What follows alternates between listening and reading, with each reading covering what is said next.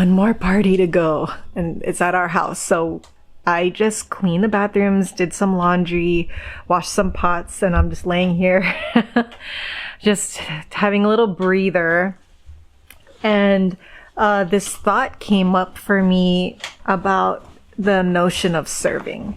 So, hi Eloise. So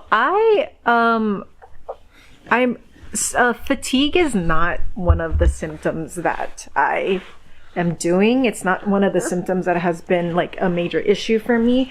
The symptoms that have been really bothersome for me are like blood sugar issues, neurological stuff, like limbs going weak, tingling, numbing, vision. Like it's like mainly neurological stuff. So I mentioned that because I have been really sleepy. Like I honestly feel like I could spend days in bed. So I don't know if that's all part of the purging that's going, like energetic purging that's going on right now, or it's a new symptom that's popping up as the symptom imperatives, as Dr. Sarno would say, are moving around. Whatever, I don't care. I've just been resting, doing stuff. But obviously today there's a lot of preparation that needs to happen because we have a party at our house tomorrow, our last holiday party. And so last night I pretty much just kind of watched Harry Potter. Oh, get your banky. I need my banky wipe. Here's your banky wipe. There you go. You're welcome. So I have honestly just been chilling for the most part, besides all the holiday parties and doing movie marathons. Been going through Harry Potter, which, as a side note, I am the same age as Daniel Radcliffe, so I lived that whole phenomenon in real time, right? 1989 babies. And it's so interesting. I don't think I fully appreciated the genius of Harry Potter and all of its themes and its layers and all of that back then when I was younger and a young adult. But now as a parent going through a chronic illness recovery journey via mind body approach, and just all of the like esoteric, really deep life death, themes that Harry Potter touches upon. Oh my God, genius. J.K. Rowling, genius. But anyway, so it's been that I've been cocooning, resting, processing feelings and thoughts via Harry Potter movies. And yeah, so I've just been chilling. But yes, last night, Eloise like had, those giant like heavy metal flashlights, and she like whacked me in the face with it. And I was so angry, and I just it just triggered me. And I just had this explosive reaction of, but I know consciously, I know now, before, I probably would have exploded all over everyone, all over my kids, because that is how my mom was when I was growing up. I just remember her just being super explosive and hysterical and crazy, honestly. But again, right, perception. We really may not know if that was fully accurate or not, but from a lens of a child, that's what was perceived. So anyway, with the faithfulness of my subconscious brain, it wanted to continue that pattern of intense, severe reactivity. And so, but I know better because of all this work that I've been doing. So I just went, and I just said, took a deep breath, 3 deep breaths, and I just said, Eloise, okay, I just told my other son, Theo, I told him, Theo, put this flashlight away because I'm getting hurt. It is being used as a weapon. People are getting hurt. It's not a toy, blah, blah, blah. So he put it away. And then with Eloise, I could tell that she was bothered and upset by my reaction. So I just hugged her and I just explained to her, like, that hurt mommy and I don't want it to hurt anybody else, and I don't want to get hurt again because I don't like getting hurt. So we're going to put it away. And then she was fine, and then hugged, cuddled, all that stuff. And so that's been great. That's been a lot of growth, and major growth, because I was, like I said, very, very reactive before. And now I feel like I'm just seeing the fruits of all the mind, body, subconscious work coming to light, which is exciting. But at the same time, just what I've been mulling over lately is this idea of being a mom and like just feeling always stressed. Like I always have this like underlying, it feels like often enough, I always have this like underlying stress like everything is so hard. And I know that it's compounded with just how I've been feeling physically and like that familiar burnt out feeling, you know, like all this stuff, right? And so, just earlier, just like maybe 20 minutes ago, Eloise comes in because she spilled water all over her shirt. And I was like, all right. Old Leanne would have freaked out and have been like, oh, this is the worst. Why did you do that? Like, I swear, I was so immature and really emotionally reactive, but for good reason. Like, I understand why. Anyway, she comes in and I'm like, all right, well, what do you want to change into? Let's change your clothes. And she picked out a onesie. And so I'm like helping her put the onesie on. Just whatever, super calm. And then I just realized, like, as I'm zipping the onesie up and she's laying in front of me and I'm like, I just want to enjoy you. Like, I'm looking at Eloise, my 2.5-year-old daughter, and I'm like, I just want to enjoy you. You know, like, I'm so tired of being stressed. I don't want to be stressed. I don't want to be stressed. I don't want to be resentful. I don't want to be bitter. Like, I just want to enjoy you. And then I had another thought in my head where, right, with church, or even if you grew up in a family, there's a lot of expectations and demands and whatever. There's this idea of serving, right? Like, especially if you grow up in church, there's always this underlying, like, you know, we are here to serve each other. We are here to serve the Lord. Serve, serve, serve, serve. And I think I'm completely misunderstood. So when I was zipping Eloise's onesie up and I just had this thought of, I just want to enjoy you. I just want to enjoy this relationship that we have together. And while she's this little, because she's not going to be this little forever, like she's growing up so fast. Her first 2.5 years of life went by really fast. So, and I recognized in my body as I was thinking that, like, I just want to enjoy you. I just want to enjoy her. My nervous system was relaxed. My whole body relaxed. Everything relaxed. And I thought, what if we started approaching this idea and concept of serving that way? Like, instead of approaching it like, I have to serve my family. I love serving my family. I love serving others, which is all good and great. But if your body's speaking up and you're honest with yourself and you're constantly feeling like it's an obligation or that you're stressed, then I don't think that's really serving. You know what I mean?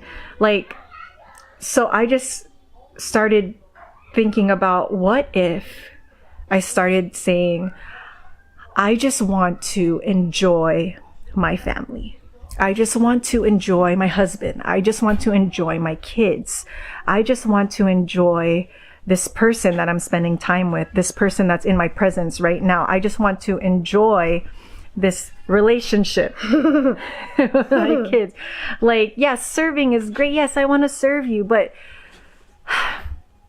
it feels so much lighter just reframing that and pivoting it to, I just want to enjoy this person here eating candy cane.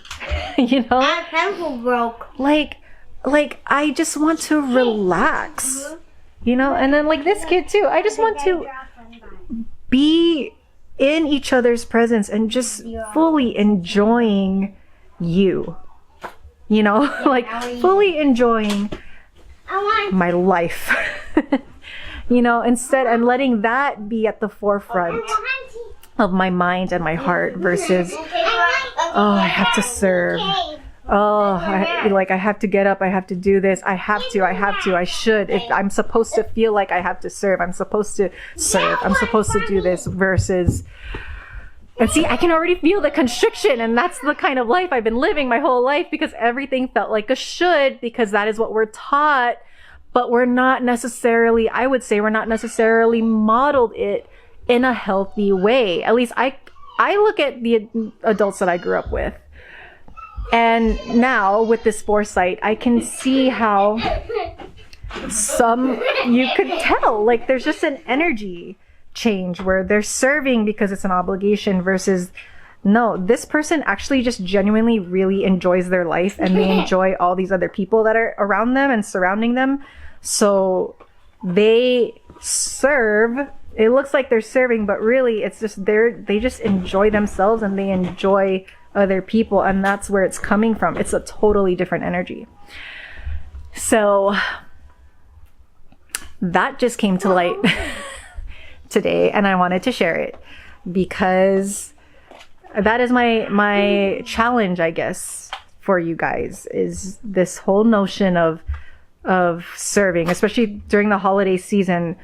If you got family parties and you are bringing potluck, or you're offering up your house to host, or you're gifting someone presents, or you're going to church, or you're doing community service, like, oh, whatever, it is a time of service.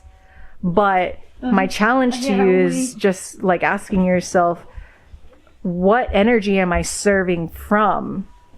And is it coming from because I feel like I should, and it's an obligation, and this is what I've been taught, and so I have to, versus, oh, I just actually like really want, I just enjoy my life. I want to enjoy my life, and I want to enjoy my life with the people around me, and I want to enjoy this person who is around me right now. You know, such a subtle energy shift, but that is what that is what comes up when you're like forced to, you know, assess everything in your life that led you to symptoms and chronic symptoms and illness, and you're like, you know, you have to ask yourself, why am I stressed all the time? Why is my body in a constant state of fight or flight? And I know it's not really my external circumstances. Like, I'm wise enough to know it's not quite my external circumstances, although that can be a factor. But everything starts with us. It starts with you. It starts with, like, how am I showing up in this world? And can it just be like, can I just shift and pivot my thought and reframe it just even a little bit, like 2%, 5%, whatever. But today I shifted from, oh, I have to get everything ready and host and serve and prepare, shifted it to, Eloise, I'm just going to enjoy you. I'm zipping up your onesie and I just want to enjoy you. And, you know, and then let that be the foundation that drives your actions, your behaviors, your reactions, and whatnot. So let me know what you guys think, especially all you mothers. I know you know what this feels like, where consciously, especially if you've been doing this work and you do genuinely want to be a calm, regulated mom for your family, for your kids, so your house can be regulated and calm and relaxed, and everyone can feel free, but yet you can still tell like there's underlying tension and stress there, you know? And so, yeah, I just want to know your guys' thoughts, especially all the moms to young kids, because it's a wear and tear on you.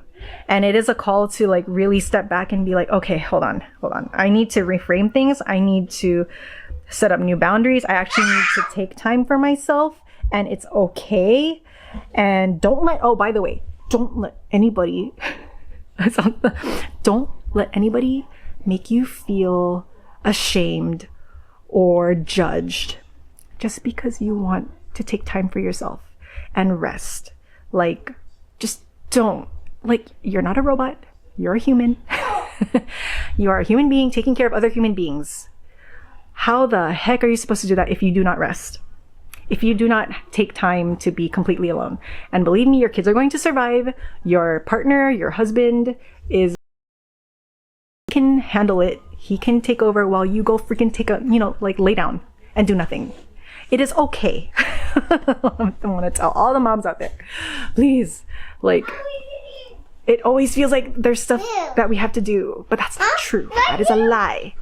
We have been commanded to also rest. It is so, so, so important. Taken from somebody who did not rest, who thought I was resting, but mentally did not even give myself the permission to rest. And I just even when I was resting, it wasn't, it wasn't real, because I felt guilty about it, because I wasn't giving myself full permission to. And I was like letting other people make me feel bad about it. Like my husband, like he would maybe, I don't think he did this intentionally, or maybe he did. But if I was resting, like I felt like he would be looking at me, like as if I was being lazy and not doing anything. And I would let that dictate it would drive my cortisol levels up and I would believe it. But I'm like, no, if you're secure in yourself and you know that you're doing what you're supposed to be doing, then yes, you can rest too. Like, hello, you are a human. And if you have young kids, truthfully, this is a very, very, very just unbiased, matter of fact, very demanding time in your life. It is, so go freaking rest. Man, okay, what a weird video. I don't even know what to title this. There's all kinds of subjects in here, but anyway, I wish you guys a continued wonderful holiday season, especially as we're going into the new year.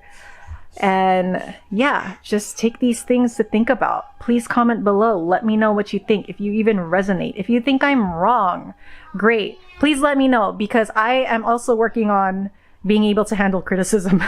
You know? So bring it on. I don't care. But yeah, like, this is a season. I don't know. I feel like this video is for moms. This is a season for you moms, all you moms out there. It's time to take your power back, and it's time to actually do things for you. Even if that thing is doing nothing. Because you are not a robot. You are a human. So you gotta act like a human. All right. That's all. Thanks for listening to this rant. And I wish you guys all the love, all the rest, and the peace, the permission to just be you for once. Like, just, if you don't want to do anything, okay, be honest about it. And don't do anything and be okay with it. It's not gonna be forever, and your family will be fine, you know? So, and it's not lazy. You've earned it, you know? So, all right. Bye, guys.